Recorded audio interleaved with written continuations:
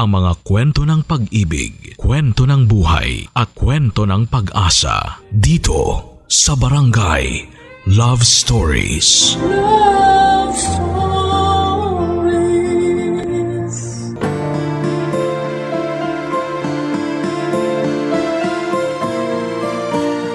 Hindi lubusang napupuna ng pera at material na bagay ang kakulangan ng isang magulang. Minsan ang presensya at pagmamahal ang mas nagiging matimbang. Ikaw kabarangay, sa anong punto ng buhay mo masasabi na nagkulang sa iyo ang mga magulang mo? Dear Papa Dudut, mapagpalang araw po sa iyo at sa lahat ng mga nakikinig ng Barangay Love Stories ngayon. Ako po si Clarine, 18 years old na sa kasalukuyan at isa ng senior high school student. Taga Alaminos City, Pangasinan, lumaki ako sa poder ng lola ko at ng tita ko. Sanggol pa lamang ako nang iwan sa kanila ng nanay ko. Kung ano man ang dahilan niya noon ay hindi ko na inalam pa dahil malinaw naman sa akin na hindi niya ako gusto na maging anak. Pero matapos kong malaman yung nangyayari sa nanay ko, nagbago ang tingin ko sa kanya. Tawagin niyo na lamang po sa pangalang Brenda. Siya po ang dahilan kung bakit sumulat ako sa inyo, Papa Dudut. Mula pagkabata, madalas akong nakakaranas ng panunukso na ampon daw ako. Tuwing may pamiting din sa school ay si Lola ang palaging pumupunta kaya mas lalong lumala yung panunukso sa akin ng mga kaklase ko. Nung una'y halos ayaw ko nang papuntahin sa school ang lola ko. Pero nung tumungtong na ako sa high school ay doon ko na-realize kung gaano ako kaswerte, Papa Dudut. Alam ko naman po na hindi lang ako ang anak na walang kinalakhang magulang. At maswerte ako na meron akong lola na tumayong nanay at tatay ko. Kaya naman hindi na ako naiinggit pa sa mga kaklase ko na buo ang pamilya. Bukod sa lola ko ay may mga tita rin ako na laging nakasuporta sa akin. Tuwing recognition day sa school ay present sila pareho. Halos hindi ko nga maramdaman na may kulang sa akin dahil palagi naman nilang pinupunan yung puwang sa pagkatao ko. Pero ang hindi ko alam, Papa Dudut, ay hindi rin pala naging madali ang buhay noon ng nanay ko.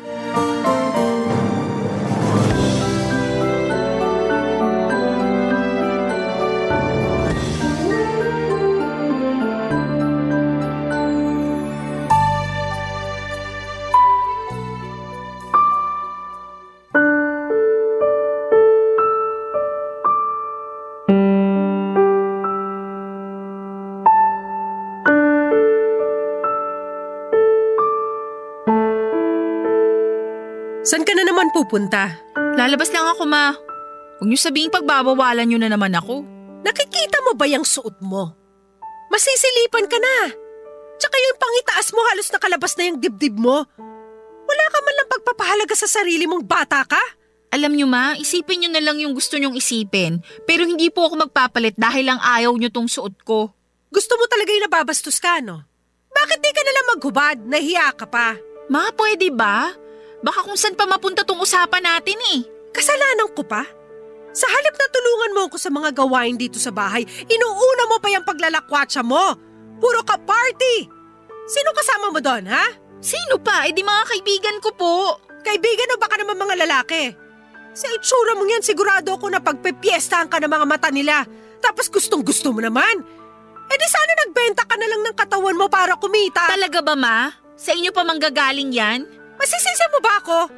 Tignan mo nga yung sarili mo, mukha kang bastusin. At ano ho ba ang dapat kong suotin? Mahabang bestida na may mahabang manggas? Tapos kamay ko lang yung nakikita? Sana ho, pinasok nyo na lang ako sa kumbento. Sana nga. Baka sakali magtinu ka ron. Hindi ka sana ganyang kabastos kung sumagot-sagot sa akin.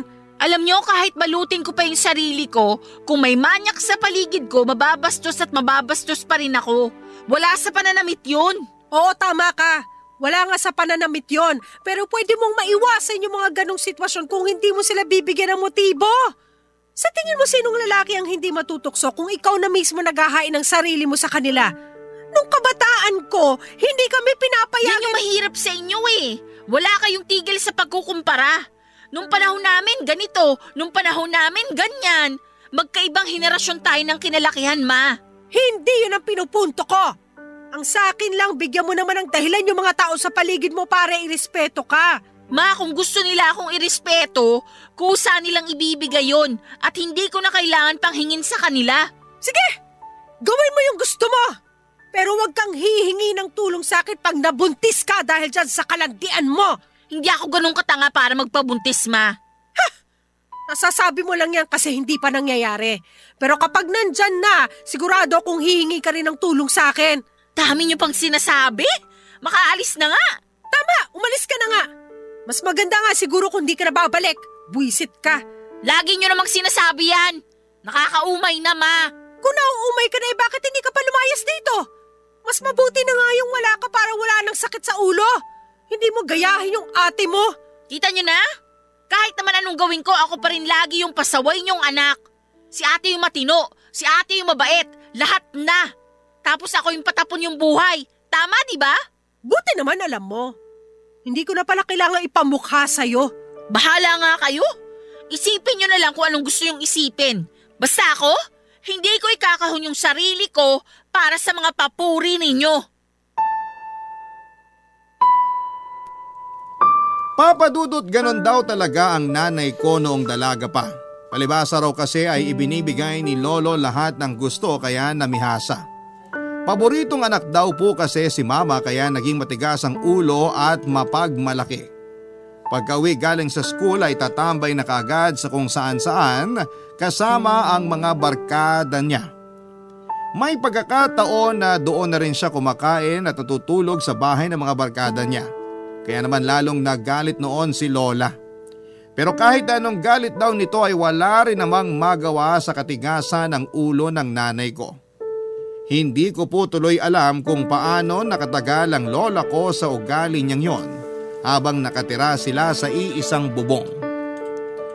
Hindi na nakagraduate ng kolehiyo ang nanay ko at sa kagustuhang makaalis sa poder ng lola ko ay namasukan na lamang siya bilang kahera sa isang mall. Nangupahan siya sa isang maliit na boarding house na malapit lang din sa pinagtatrabahuhan niya, Papa Dudut. Sabi rin ng lola ko, hindi raw nahirapang makahanap ng trabaho si Mama dahil takaw tingin siya sa mga tao, lalo na sa mga lalaki. Nagagamit niya yung karisma niya kahit saan siya magpunta. Bukod kasi sa maganda, ang nanay ko ay maganda rin ang hubog ng katawan nito. Yung bang kagaya sa mga nagiging calendar girl sa mga sikat na brand ng alak. Matangos ang ilong at medyo bilugan din ang mga mata niya. Kung may kahawig man po siyang artista ay si Max Collins po yun. Ipinakita po kasi sa akin ni Lola mga picture ni Mama noong dalaga pa siya. Noong naglaya si Mama at nakipagtanan sa boyfriend niya ay may masama ring nangyari. Pumanaw na po noon ang lolo ko. Akala raw ni Lola ay yun na ang pinakamasaklap na mangyayari sa buhay niya pero hindi pa pala, Papa Dudut.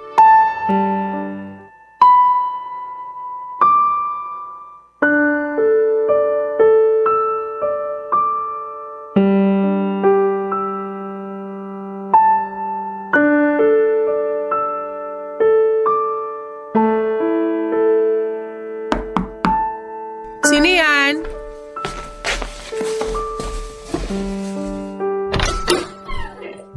Oh, anong ginagawa mo rito? Mukhang may masamang hangin na nagtaboy sa'yo para umuwi dito ah. Ma, sa loob na lang po tayo mag-usap. Sige na, makapagpiestahan pa tayo ng mga chismosa nating kapitbahay eh. Nakakahiya.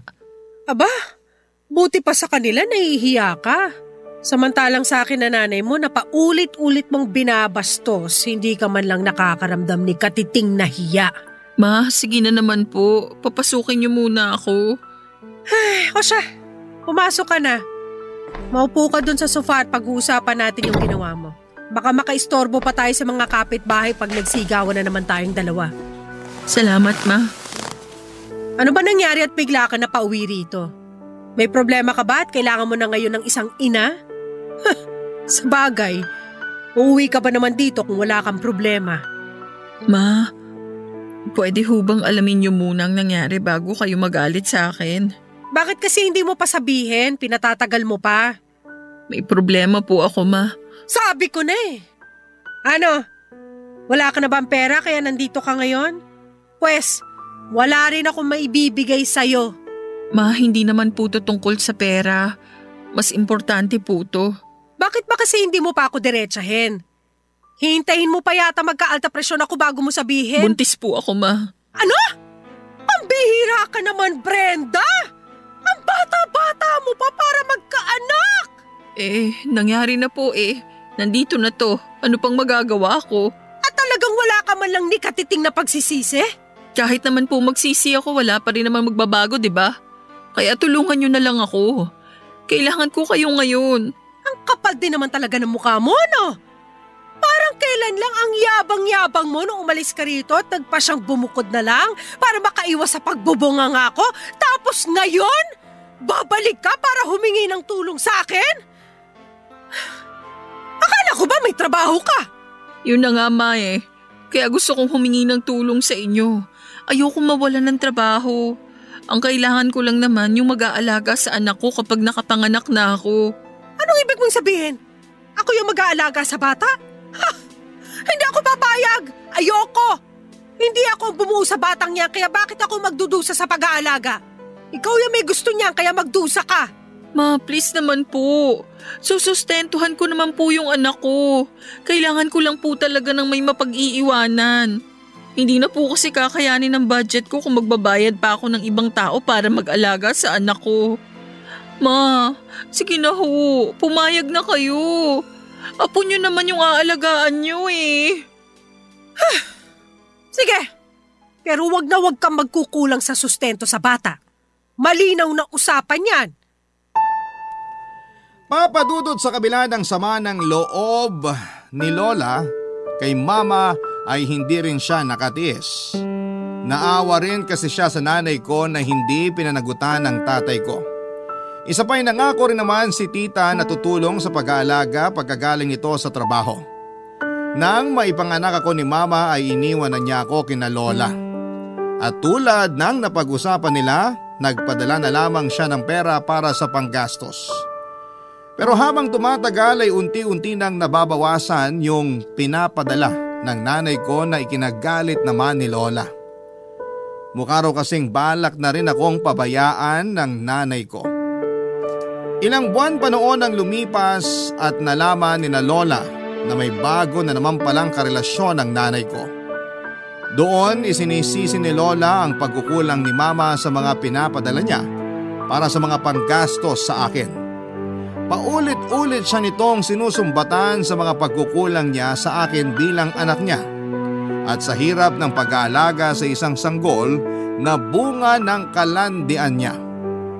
Masakit man pong isipin na gano'n ang tingin sa akin ni Lola noon pero naiintindihan ko rin naman po yun. Sa kabila kasi ng mga nangyari hindi nila nakita ang pagbabago kay Mama para magpakatino. Hanggang sa lumaki na nga po ako papadudot. Barangay Love Stories. Barangay Love Stories. Papadudot, binibisita rin naman daw ako ni Mama noong baby pa ako pero sa bawat pagpunta niya sa bahay, wala ring pagkakataon na hindi sila nag-aaway ni Lola. May katigasan din talaga ang ulo niya at madalas pang sinasagot-sagot ng pabalang si Lola kaya hindi sila nagkakasundo noon. Sa paglaki ko ay mas naramdaman ko ang pagmamahal ni na Lola at Tita Papadudot. Umabot na ako noon sa 3 taon sa high school kahit mga kaklase ko ay alam nila na Lola's girl ako. Sa mga birthday ko naman, ilang beses lang nakapunta ang nanay ko. At tuwing nagkikita kami ay para lang siyang bisita. Yung tipong mangungumusta lamang siya at magbibigay ng regalo tapos ay aalis na. Sa katagalan Papadudot, unti-unti ko nang naramdaman noon yung paghihigpit ni Lola. Siguro dahil na rin sa nangyari kay Mama noong dalaga pa siya. Noong mag 16th birthday ako ay nagpadala lang ng regalo ang nanay ko at nag-message sa akin sa Facebook at hindi raw siya makakapunta. Hindi naman ako nagreklamo dahil laging sinasabi sa akin ni Lola na magpasalamat na lamang ako na may natatanggap pa ako mula sa nanay ko. Pagsabit ng 17th birthday ko ay wala pa rin siya, pero may isang gabi pa noon na dumating si Mama at gusto niya lang sana akong makita noon, Papa Dudut.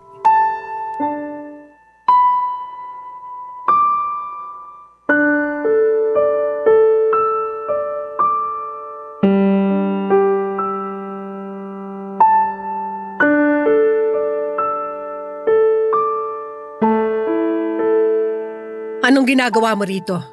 Gabing-gabi na. Tulog na si Clarin. Ganun ba, Ma? Ayos lang. Idadaan ko lang sana tong binili kong bagong damit at sapatos para sa kanya. Kung tulog na siya, pakibigay na lang ho. Ganun ba talaga kahirap para sa'yo na iabot ng personal sa kanya yung mga pinamili mo? Pwede ko nga siyang gisingin para makausap mo eh. Pero mukhang makakaabala pa siya sa'yo. Hindi naman po sa ganun, Ma. Alam ko kasing nagpapahinga na siya ng ganitong oras. Huwag niyo naman pag-isipan ng masama lahat ng ginagawa ko. At talagang sasabihan mo pa ako ng ganyan?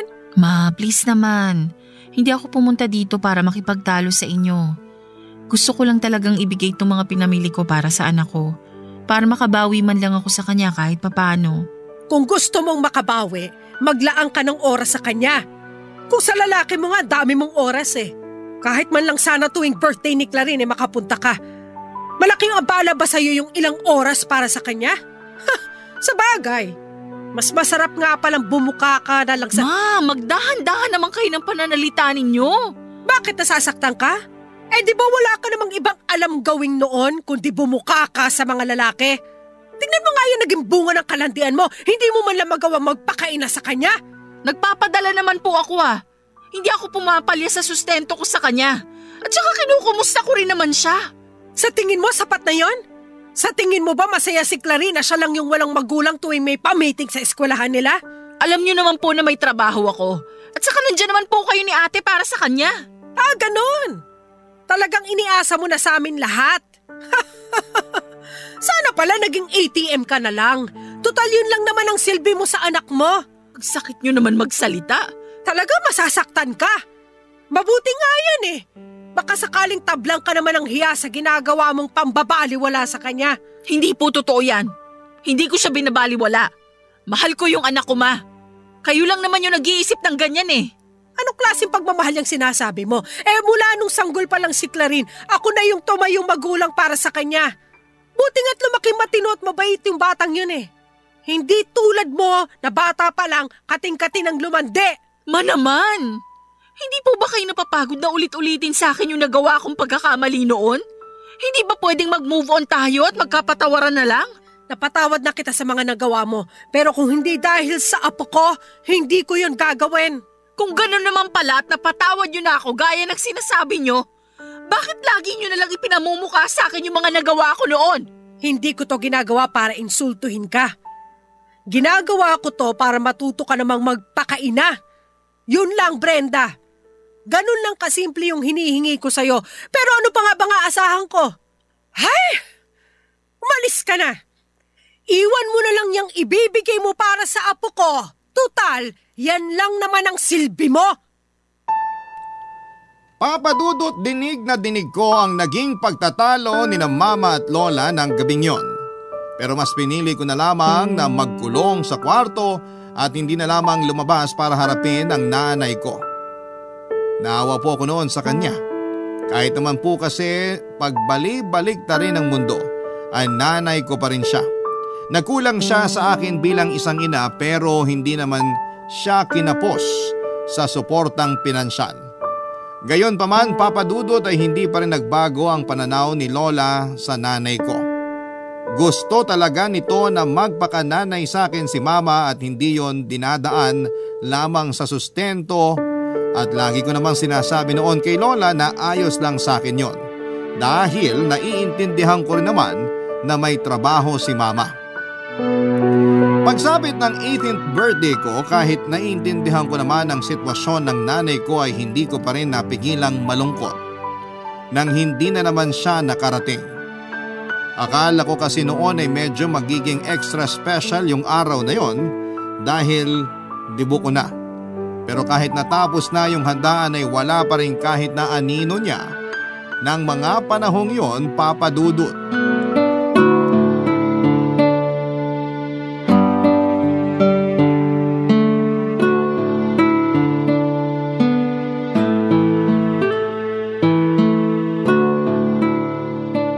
O apo, kakatapos lang ng handaan na. Bakit parang malungkot ka? Hindi ka ba nag-enjoy? Nag-enjoy naman po, La. May inaasahan ka bang bisita na hindi nakarating? Wala po, La. Nakapunta naman po lahat ng mga kaibigan ko eh. Mukhang alam ko na. Inaasahan mo bang darating ang mama mo? Ay, ganun na nga po. Kala ko po kasi makakapunta siya. Kahit mapadaan lang sana. Apo, nagpadala naman ang mama mo ng panghanda at saka regalo para sa'yo. Pero La, iba pa rin po kasi yung nandito siya eh. Sa chat lang po niya kasi ako nababate. Laging na lang ganun. Apo, pasensya ka na ha. Ginawa ko naman lahat para mapapunta siya pero wala talaga eh. Pero diba sabi ko sa'yo, lagi ka pa rin magpasalamat kasi hindi ka pa rin niya nakakalimutan. Nagpapasalamat naman po ako na hindi niya nakakalimutan yung birthday ko. Pero nakalimutan po yata niya na kailangan ko rin yung presensya niya. Alam ko naman po na wala akong karapatan magreklamo. Kasi kumpara sa ibang kaedad ko, mas maswerte pa rin ako. Wala man akong nanay na kasama. Nandito naman kayo palagi. Kayo po ni tita. Pero may oras din po kasi na hindi ko maiwasang mainggit sa mga kaibigan ko. Bakit ka naman naiinggit sa kanila? Kasi mahal na mahal sila ng mga nanay nila eh. Si mama po ba? Nasabi po ba niya na mahal niya ako? Parang hindi ko po kasi maramdaman yun. Parang ginagawa lang niya yung responsibilidad niya pagdating sa pagsusustento. Tapos wala naman siyang pakialam pagkatapos nun. Apo, wag mong isipin yan. Mahal ka ng mama mo. Gusto ko rin po kasing maranasan yung ipagluto niya ako, yung samahan niya ako sa school kapag may mga meeting, tapos magsasabit ng medal sa akin tuwing recognition day. Hindi ka ba masaya na ako yung sumasama sa'yo? Tsaka ipinagluluto rin naman kita. Kung may ibang putahe kang gusto, sabihan mo lang ang lola. Salamat po, Lola. Huwag niyo po sanang isipin na hindi ako masaya na kayo yung nakakasama ko palagi. Gusto ko lang po talaga makasama si Mama. Tahan na, Apo. Nandito lang kami. Hindi ka namin pababayaan. Kahit anong gusto mong ipagawa sa akin, gagawin ko para sa'yo. Kahit nga oras-oras pa ako magluto, gagawin ko yun. Seryoso po ba yan, La? Sabi pa naman ng kaibigan ko, sa inyo na rin siya magpapaluto sa birthday niya. Siyempre, wag lang yung ganon. Ikaw lang, Apo, ang ipagluluto ko. Mahal na mahal kita, Apo ko. Mahal na mahal ko rin po kayo, La. Huwag ka nang umiyak. Mas maiiyak ka sa dami ng hugasin natin mamaya. Lola naman eh. Di po ba pwedeng absuelto muna ako dyan? Debo ko po kaya. Siyempre, biro lang yon. Kami na ng tita mo ang bahala ron. Basta ikaw, maging masaya ka lang, ha? O siya, sige na. Pahinga ka na muna sa kwarto mo. Hayaan mo na yung mga kalat. Kami na bahala sa mga yon. Salamat po talaga, La. Shhh! Tama na't baka maiyak pa ako. Papadudot pagkatapos ng dibo ko ay nagulat na lamang ako noon nang makatanggap ako ng message mula kay Mama at sinasabing gusto niyang makipagkita sa akin. Sa mall yung napag-usapan naming meeting place at hindi ko alam kung anong dapat kong maramdaman ng mga sandaling yon. Ipinaalam ko naman kay Lola na magkikita kami ni Mama pero hindi ko alam kung ano ang magiging reaksyon niya pagkatapos noon. Pero alam din naman ng lola ko na gustong gusto kong makasama si Mama kaya hindi na siya tumutol pa nang magpaalam ako. Natuloy po ang pagkikita namin sa mall at doon ako pinapunta ni Mama sa sikat na coffee shop. Medyo kinakabahan pa ako noon dahil yon ang unang beses na inaya ako ni Mama sa labas. Ibig sabihin, matagal-tagal kaming makakapag-usap. Nang makita ko si Mama ay magkahalong saya at pag-aalinlangan yung naramdaman ko. Napatitig na lamang ako sa kanya dahil ang ganda-ganda pa rin niya kahit na medyo nagkakaedad na. Hindi pa naman siya ganoon katanda pero kapag pinaglapit kami ay mapagkakamalang kami na magkapatid. Sa tagal kong hiniling na magkasama kami, Papa Dudut, ay saka naman ako noon halos walang masabi sa kanya.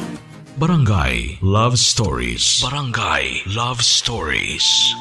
Papa Dudut, pakiramdam ko po noon na isang estranghera si Mama. Hindi ko alam kung paano ko sisimulan ang pakikipag-usap sa kanya. Hindi ko nga po siya noon niyakap dahil sa pinaghalong kaba at hiyang nararamdaman ko. Tinanong ako ni Mama kung anong gusto ko pero dahil nahihiya talaga ako sa kanya, ay sinabi ko na lang na siya na ang bahala. Pinagmasdan ko si Mama, Papa Dudut. Kung tititigan siya ay may pagka-artistahin talaga siya. Halata sa itsura niya na maalaga siya sa sarili pero habang pinagmamasdan ko siya ng mga sandaling yon ay hindi ko rin maiwasang mapaisip kung bakit nagawa niyang iwan na lamang ako kina Lola. Naisip ko rin noon kung may alam ba sa kinakaroonan ng tatay ko kasi hindi man lang niya ako kinilala bilang anak. Pero parang wala akong lakas ng loob na itanong ang lahat ng yon kay Mama. Sa dami ng tanong sa isipan ko, ni isa sa mga yon ay ayokong pakawalan dahil ayaw ko rin na masira ang sandaling yon na magkasama kami. Nang muling magsalita si Mama ay doon lang po tuluyang nawala yung pagkailang ko sa kanya, Papa Dudut.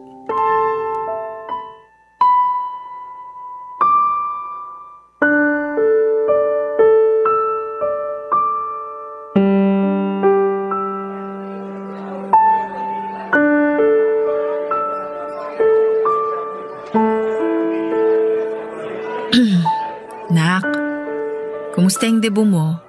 Grabe, parang kailan lang baby ka pa, tapos ngayon ang laki-laki mo na. Magaling po kasi mag-alaga si Lola. Pasensya ka na anak ha. Hindi na naman ako nakapunta sa birthday mo. Ang dami ko lang talagang inaasikaso sa trabaho. Ayos lang po yun. Sanay na rin naman po ako sa ganun eh. Ilang taon na rin naman po. Natanggap mo ba yung regalo ko? Opo, natanggap ko po. Salamat nga po pala. Hindi mo naman kailangan magpasalamat anak. Ano, nagustuhan mo ba yung regalo ko? Naisukat mo ba yung mga damit? Hindi pa po pero kasya naman po siguro yun sa akin. Tsaka ako na lang po isusukat kapag nalabahan na. Tsaka nagustuhan ko rin naman po. Salamat naman kung ganon. Ay, nga pala, may surprise ako sa'yo. Ano po yun? Ito anak ko, buksan mo. Ano pong laman nitong envelope? Tignan mo na lang anak. Parang x-ray po to ah. Sa inyo po ba to? Ultrasound yan anak. Alam mo ba kung anong ibig sabihin yan? Pasensya na po ah. Wala pa po kasi akong alam sa mga ganito. Ganun ba? Ayos lang. Yung ultrasound kasi na yan, ibig sabihin yan, magkakaroon ka na ng kapatid. 7 weeks na akong buntis. Ganun po ba? Good for you po. Bakit sa akin lang? Good for us, anak. Ano po bang ibig niyong sabihin? Magkakaroon ka na ng kapatid. Doon na tayo titira sa kondo para magkasama na tayo. Po? Anak, matagal ko nang pinag-isipan to. Ito na rin yung paraan para makabawi ako sa mga naging pagkukulang ko sa'yo. Hindi pa naman siguro huli ang lahat, di ba? Pero magagalit po si Lola kapag nalaman niya. Hindi po papayag yun. Hindi ko kailangan ng permiso niya. Anak kita. Ako ang nanay mo. Kaya wala siyang karapatan sa'yo. Ma, si Lola po yung nagpalaki sa akin. Huwag naman po kayong ganyan sa kanya. Naging mahigpit siya sa akin pero alam ko naman po na para sa kapakanan ko lang din yun. Hindi po siya naging masamang lola, kaya wag niyo naman po akong ilayo sa kanya. Hindi naman kita ilalayo, anak. Alam ko naman na mabait sa'yo ang lola mo. Pero gusto ko lang makabawi sa'yo at magagawa ko lang yun kapag kasama na kita. Yung pangmatagalan na sana. Kapag nakita mo yung kondo na tutuluyan natin, magagandahan ka rin doon. Mas magiging komportable ka. Naiintindihan ko naman po kayo. Pero gusto ko rin po makasama si Lola eh. Pwede naman po kayo bumawi kahit nandun ako sa kanya. Ayaw mo ba sa akin? Gusto kitang makasama, anak. Mahal mo naman si Mama, diba? Kailangan po muna itong malaman ni Lola. Hindi naman po pwede na basta nyo na lang po ako isasama. O sige, kakausapin ko siya. Magpaalam ka na sa kanya. Susubukan ko po, pero hindi ko po maipapangako na papayag siya ha. Papa Dudut, hindi agad ako nakasagot sa tanong ni Mama kung mahal ko rin ba siya. Sinadya ko na iwasan ang tanong niyang yon. Ang totoo po kasi noon ay gustong gusto ko naman siyang makasama pero mas matimbang po sa akin si Lola. Ayaw ko po na magalit sa akin ang lola ko dahil siya ang nagpalaki sa akin mula nung iniwan ako ng nanay ko. Hindi ko naman gustong mamili dahil pareho ko silang mahal. Pero naging mahirap ang sitwasyon ko dahil sa pamimilit ni Mama. Hindi ko rin po nagustuhan yung sinabi ni Mama na walang karapatan sa akin si Lola. Kahit bali-balik ta rin pa po kasi ang mundo. Mas nagpakaina pa si Lola kesa sa nanay ko. Kaya medyo nainis din po ako noong time na yon. Pag-uwi ko sa bahay, kinukumusta ni Lola yung pagkikita namin ni Mama. Dahil ayaw kong maglihim sa kanya ay sinabi ko yung tungkol sa pagbubuntis ni Mama at yung kagustuhan nito. Naisama na ako kahit na hindi ko nakita ang galit sa mukha ng lola ko. Alam ko na nasaktan siya sa mga nalaman niya. Kaya naman napaisip din ako noong gabing yon. Okay naman ako na siya yung kasama ko at sinusuportahan lang ako ni Mama. Kung ako lang naman, yung tatanungin ay kontento na ako sa kung anong meron ako, Papa Dudut, pero iba po yung gusto ng nanay ko.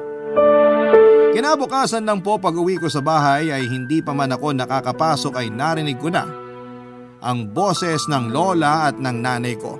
At kahit na hindi ako magtanong ay alam ko kung bakit naroon si Mama, Papa Dudut.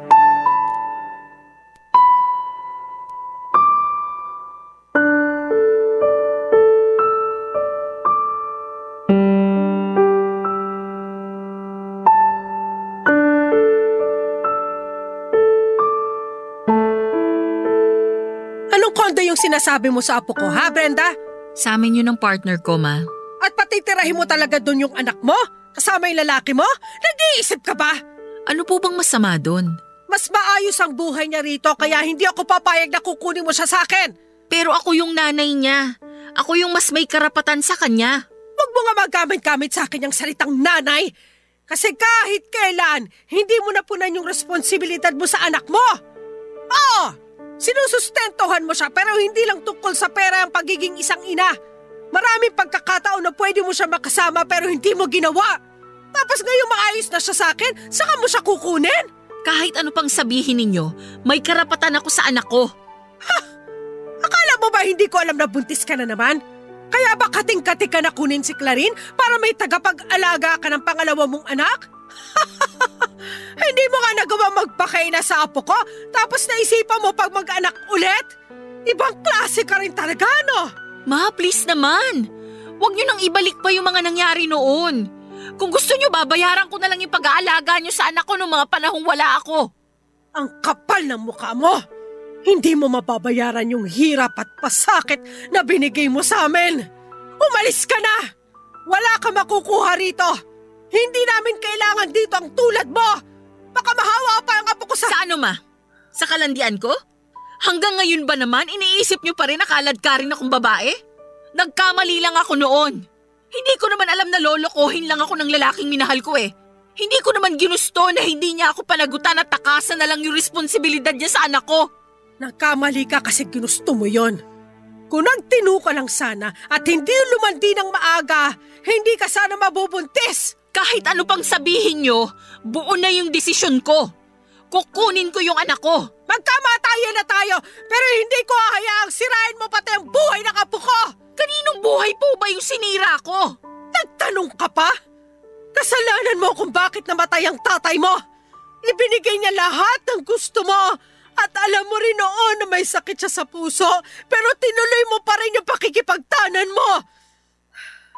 Nung lamay niya wala ka, hindi ka man lang nakasilip kasi nahihiya ka, hindi ba? Sorry, Ma. Hindi ko naman yun sinasadya. Lola, ano po nangyayari? Dinig na dinig po yung mga boses ninyo sa labas. Anak, pasensya ka na. Narinig mo ba yung pagtatalo namin ng lola mo?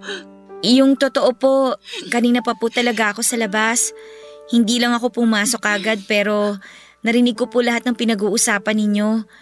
Pinagtatalunan niyo pa rin ba kung kanino ako dapat mapunta? Nak, di ba? Di ba may napag-usapan tayo nung nagkita tayo sa mall? Nakapag-desisyon ka na ba? Ako yung nanay mo. Sa akin ka dapat sumama. Hahayaan mo naman akong makabawi sa'yo, di ba? Ma, hindi ko naman po kailangan sumama sa inyo para makabawi kayo sa akin. Ano ma? Yan bang tinuro niyo sa anak ko? Sinadya niyo ba na ilayo ang loob niya sa akin para kayo ang piliin niya? Huwag mo akong tinatanong yan. Kasi alam mo at malinaw na malinaw sa'yo kung sino sa atin ang nang-iwan ng anak. Ma, dito ko gusto kina Lola. Huwag na po kayong umiyak. Nandito lang naman po ako palagi eh. Pwede niyo naman po akong puntahan. O kung gusto niyo, ako na lang po pupunta sa inyo. Kayo na muna mag-ina mag-usap. Basta ang desisyon ko, hindi na magbabago yon. Sa akin si Clarin. Tapos ang usapan. Anak, ayaw mo ba talagang sumama sa akin? Hindi naman po sa ayaw. Gusto ko rin naman po kayong makasama, Ma. Pero hindi naman po yung puntong sa inyo na talaga ako titira. Ma, huwag po sana kayong magagalit ha. Pero matanda na rin po kasi si Lola eh. Naging mabuti po siya sa akin. Pinalaki niya ako ng maayos. Kaya sana maintindihan niyo po kung bakit hindi ko siya kayang iwan. Napakabait mong bata. Anak, kung yan talaga yung desisyon mo, sige, hindi na kita pipilitin na sumama sa akin. Basta ha, ingatan mo ang sarili mo. Huwag mong gagayahin yung mga naging pagkakamali ko noon. Ma, kung ano po yung nagawa niyo noon, kalimutan niyo na po yun. Palayain niyo na po yung sarili ninyo sa pangit niyong nakaraan. Marami pa naman pong magagandang bagay na pwedeng mangyari eh. Lalo na po ngayon, magkaka-baby na kayo. Nakakatuwa naman ang anak ko. Ang galang-galang mo. Buti na lang hindi ka sa akin nagmana. Ay. Basta, ipangako mo sa akin na magtatapos ka ha. Kahit hindi na para sa akin. Kahit para na lang sa lola at sa tita mo. Pero higit sa lahat, gawin mo yon para sa sarili mo. Papa Dudut, hindi ko po inaasahan na magiging madamdami ng pag-uusap namin ng nanay ko. Doon ko napagtanto na mabait din naman pala siya at hindi rin naging madali ang pinagdaanan niya. Ikinuwento niya sa akin yung mga naging karanasan niya noong lumaya siya sa bahay ni na Lola at noong namatay si Lolo. Malungkot yung nangyari pero sabi niya, ako raw yung pinakamagandang nangyari sa buhay niya noong panahong yon. Noong ihatid ko si Mama sa labas ay hindi ko alam kung bakit bigla kong nakaramdam ng matinding kalungkutan. Niyakap ko siya noon at tinanaw pa hanggang sa siya ay makaalis. At nung nawala na siya sa paningin ko ay parang mas bumigat yung pakiramdam ko. Papa Dudut, yung gabi na nag-usap kami ni Mama ay hindi ko lubos akalain na yun na rin pala ang huli. Nagulat na lamang ako sa ibinalita ng tiyahin ko na dinala sa ospital ang nanay ko kinabukasan. Halos mawalan ako noon ng malay noong nalaman ko na wala na si Mama at ang anak na dinadala niya. Nagka-cardiac arrest daw siya habang natutulog. Papa Dudut, nung unang gabi ng lamay ni Mama, sinabi ko kay Lola yung ikinuwento sa akin ng nanay ko bago kami maghiwalay ng gabing nag-uusap kami. Inabuso siya ng tatay ko kaya iniwan niya ito. Pero hindi niya sinabi kina Lola yung totoong nangyari. Kitang-kita ko noon yung matinding kalungkutan sa mga mata ng lola ko matapos niyang malaman na nakaranas ng pang-aabuso si Mama. Hanggang sa ngayon po ay nagluluksa pa rin ako sa pagkawala ng nanay ko. May pagsisisi rin po ako dahil sana napagbigyan ko pa siya na makasama ako ng mas matagal. Pero hindi na po yun mangyayari pa. Nakakalungkot man pero kailangan pa ring umusad ng buhay namin. Kinuha ko yung kaisa-isang picture namin ni mama na kalong niya ako noong baby pa ako. Sa ngayon, yung picture na lamang niya ang lagi kong tinitignan, Papa Dudut. Isa po yun sa ginawa kong inspirasyon para pagbutihan pa ang pag-aaral ko. Tutuparin ko yung mga pangarap ko sa buhay hindi lang para sa mga taong nagpalaki sa akin kundi para sa nanay ko na mananatiling buhay dito sa puso ko. Hanggang dito na lamang po, Papa Dudut, ang kwentong ibabahagi ko sa inyo.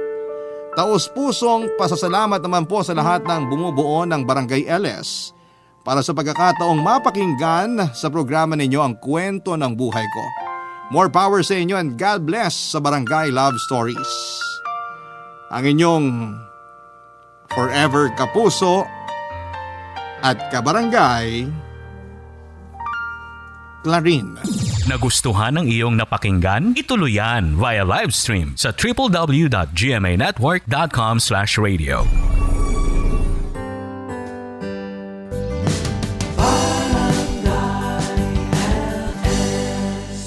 Forever.